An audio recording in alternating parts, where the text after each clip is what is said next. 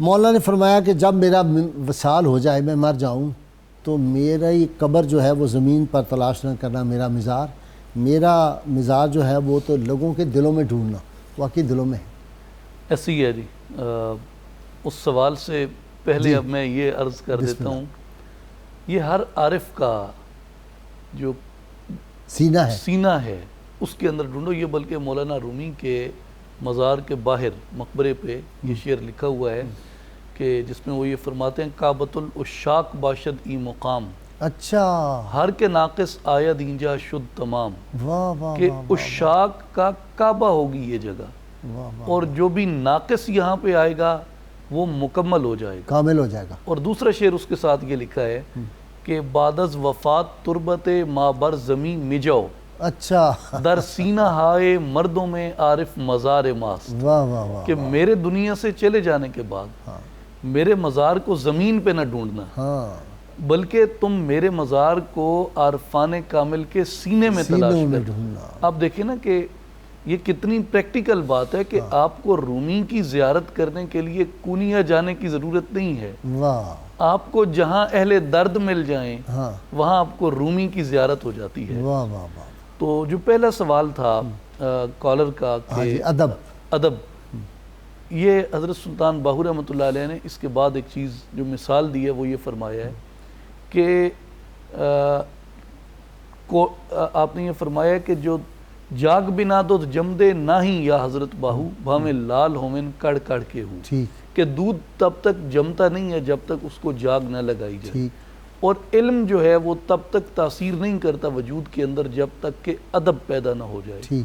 ادب کیسے پیدا ہوتا ہے اس کے بارے میں بھی رومی نے ایک نسخہ بتایا ہے، اور رومی نے نسخہ یہ بتایا ہے کہ تو دل خود را دل پنداشتی، جستجوئے اہل دل بگزاشتی، پیر را بگزین کے بے پیری سفر، ہست بس پر آفت و خوف و خطر۔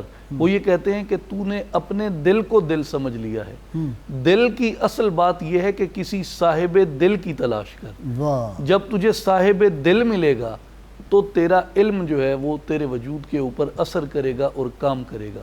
اور اس کے بعد وہ یہ فرماتے ہیں کہ کوئی راہبر کامل تلاش کر، راہبر کامل کے بغیر اس سفر کے اندر بہت خوف ہیں، بہت خطرات ہیں اور بہت آفتیں ہیں۔ اور اس کے بعد مولانا رومی رحمۃ اللہ علیہ کا جو ایک بہت ہی بنیادی ایک پیغام علامہ اقبال رحمۃ اللہ علیہ نے اخذ کیا، وہ اسی نظریہ علم کے ساتھ وابستہ ہے کہ علم ہے مگر ادب رخصت ہو گیا۔ اس کی وجہ مولانا رومی رحمۃ اللہ علیہ کے حوالے سے علامہ اقبال نے بھی یہی لکھی ہے۔ وہ علامہ اقبال کی بڑی خوبصورت نظم ہے پیر رومی اور مرید ہندی، اس میں مرید ہندی علامہ ہے، وہ سوال کرتے ہیں اور اس کا جو جواب ہے وہ مولانا رومی دیتے ہیں۔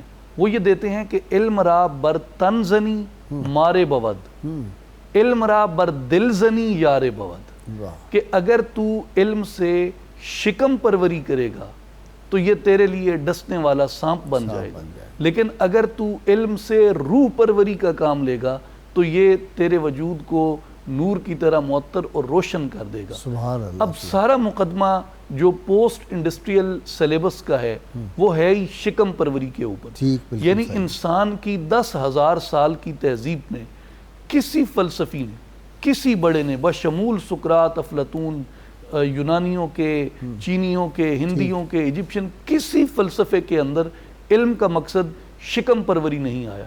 تو رومی کہتے ہیں جس زمانے میں، جس دور میں علم شکم پروری کے لیے استعمال کیا جائے گا اس کا نتیجہ تباہی ہوگا، اس کا نتیجہ بربادی ہوگا۔ ادب جو رخصت ہوا ہے یہ اسی لیے رخصت ہوا ہے کہ علم کا مقصد سیرت کی تشکیل نہیں رہا، علم کا مقصد کردار سازی نہیں رہا، بلکہ علم کا مقصد جو ہے وہ صرف مال و زر رہ گیا ہے۔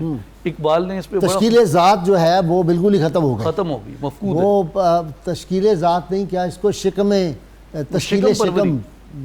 پروری۔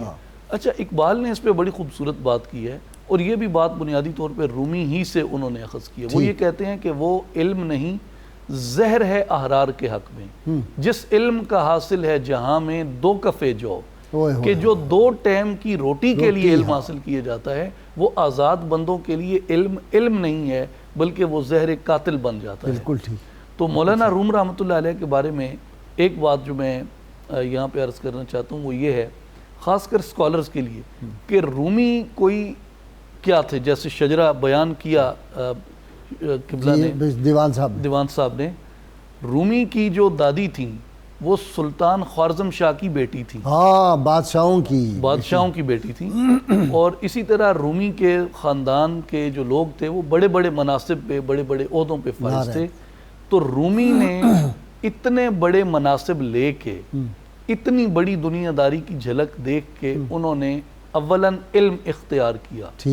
اب یہ بات ہے ہمارے آج کی معاشرت کے لیے کہ جو صاحب ثروت ہیں، صاحب استطاعت ہیں، ان کا آج فریضہ بنتا ہے کہ وہ علم دین کی حفاظت کے لیے آگے آئیں. غازی صاحب یہ تعریف نہیں ہے، یہ مطلب ہے جس کا جو کریڈٹ ہے وہ اس کا کریڈٹ ہے. اگر آج میرے پاس اس دنیا کی مارکیٹنگ کی دنیا کے اندر یہ سپیس ہے کہ میں یہاں بیٹھ کے رومی کو ڈسکس کر رہا ہوں، سلطان باہو کو ڈسکس کر رہا ہوں، ابن عربی کو ڈسکس کر رہا ہوں، یہ اس لیے ہے کہ ایک صاحب ثروت شخص جو اپنی زندگی کا کوئی بھی شعبہ اختیار کر سکتا تھا، اس نے اپنے آپ کو وقف کیا اپنے اسلاف کی تعلیمات کے احیاء کے لیے. نذیر احمد غازی نے، نذیر احمد غازی کیا اور کام نہیں کر سکتا تھا؟